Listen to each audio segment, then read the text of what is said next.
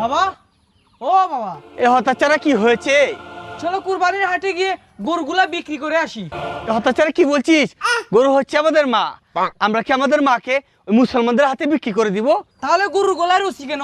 আমরা তো আমাদের মায়ের গলায় রুচি বাঁধি না। এগুলো তুই বুঝবে না, আগে বড় হ তারপর বুঝবে।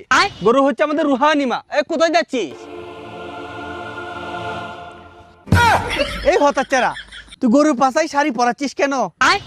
আপনি না বলেছেন এটা আমাদের মা, তাহলে আমাদের মা কি ন্যাংসা থাকবে? আরে হতাচারা, গরু আমাদের মা হলো কবে থেকে? না মা মা না, না মা না মা। বাবা, আজকের পর থেকে আপনি মায়ের সাথে ঘুমাবেন, আপনি এরকম করতে পারেন না।